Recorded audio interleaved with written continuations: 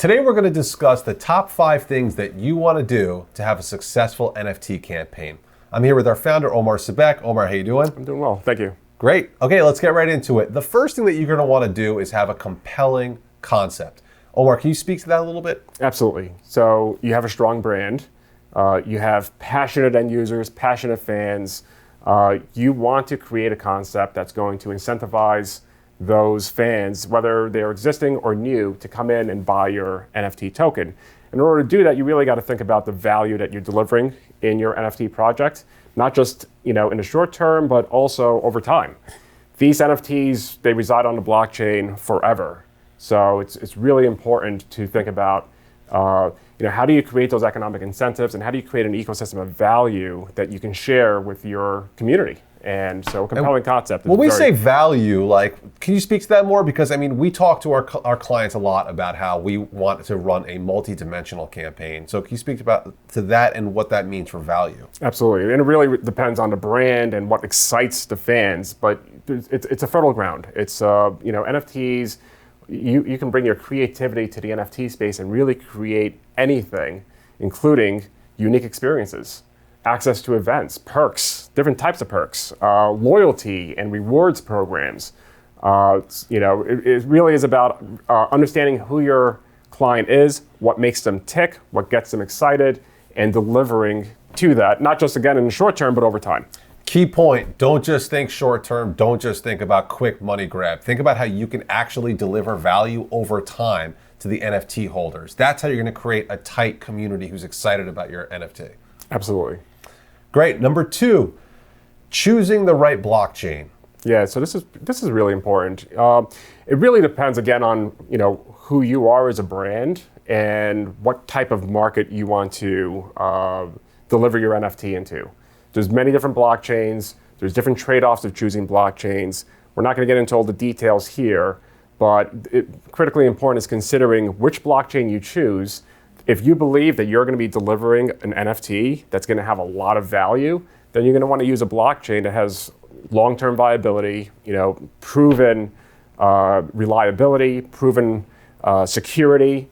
And those are critically important when it comes to not only choosing a blockchain for so that you don't tarnish choosing the right blockchain. If you choose the wrong blockchain, you could tarnish your brand image. But you also want to give the community the assurance that you're choosing that blockchain for the reasons that that will get them to invest. And security is probably number one. Decentralization is also an important factor that comes into play when choosing the right blockchain.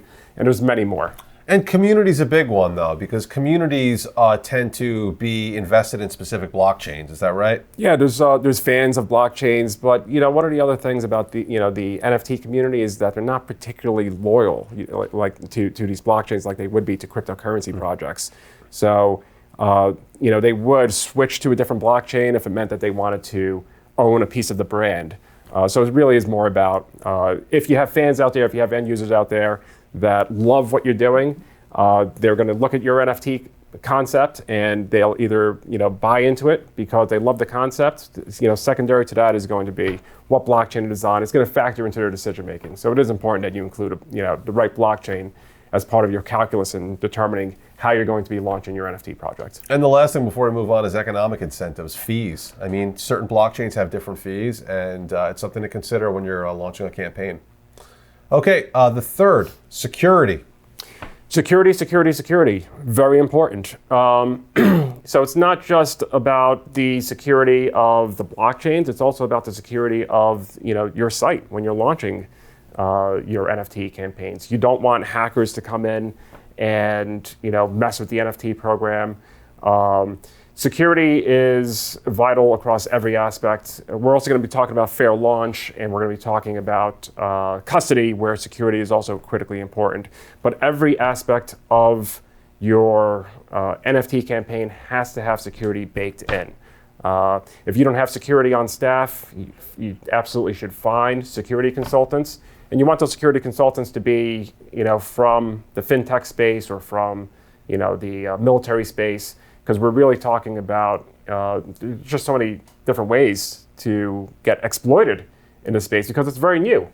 and or come and work with a partner like us. And we take a security first mindset, and I think that's part of the big value that we bring to the space is we come from a financial technology background where there's zero tolerance for any security risks. You want to find the right partner that's putting security paramount to anything else. Very good, very good. Couldn't agree more. And which brings us to what you did preview, which is fair launch. Can you explain what fair launch is and how that works? Yeah, fair launch is critically important. It could make or break your NFT project. And we saw that happen with Time Magazine. If you missed it, Time Magazine launched an NFT. They launched like 1,000 units of this NFT.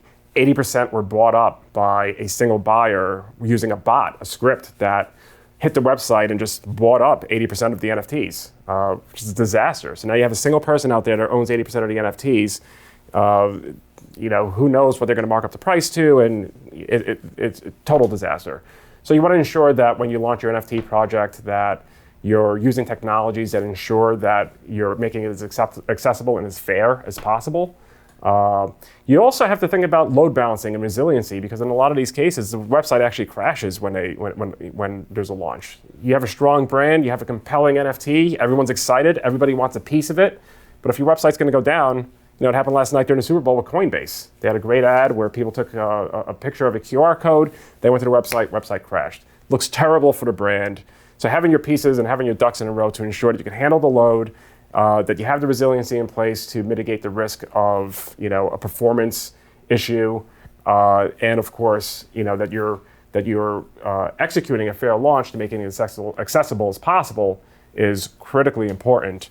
And there's different techniques that you can use to gate the process so that you can ensure and 100% validate that the launch is fair before you actually issue tokens, which is probably a technique that you should consider doing if you don't have the technology or to know how to ensure that there's going to be a fair launch to your NFT project. Now we're at point 5. So far we've discussed having a compelling concept, choosing the right blockchain, security, and having a fair launch. So now you've got this successful NFT campaign, funds are coming in the form of cryptocurrency. We need to talk about having a custody solution. Can you explain a little bit what a custody solution is and how that works, different types that we have? Yeah, the definition of a custody solution is the framework that you're using to secure your assets. And like you said, these are cryptocurrency assets, and they really fall into 2 major buckets. First one is self-custody, and that means that you are responsible for securing your funds, or your company is responsible for securing your funds.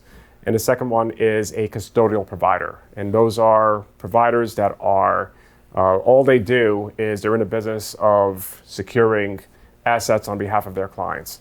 So in this bucket right here, under self-custody, there's really 2 options. There's putting all your assets under a single kind of wallet or with a single key.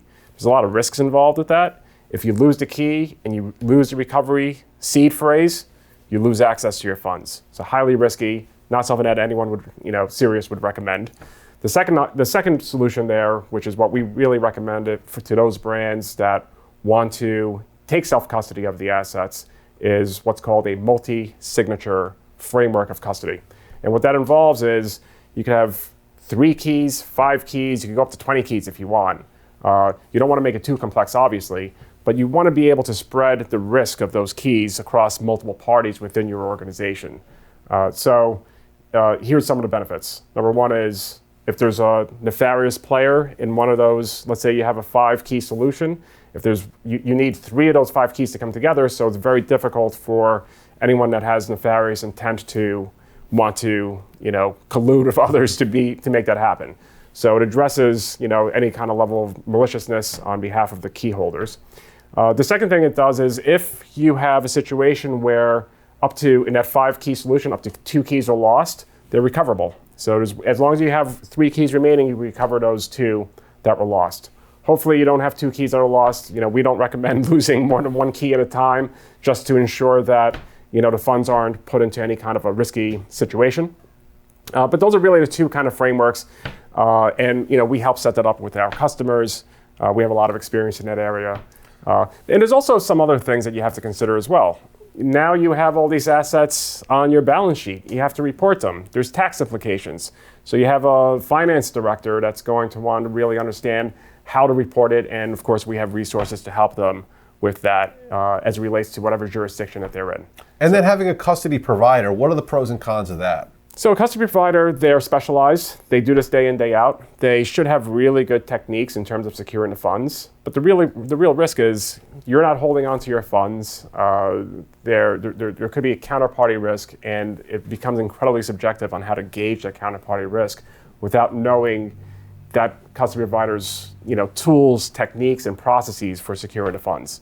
And many of them are not going to want to share that information because that information becomes a security vulnerability if people really understand, how they're securing the funds. So you might get some high-level information that can enable you to evaluate the risk, but ultimately, counterparty risk is very subjective and hard to quantify.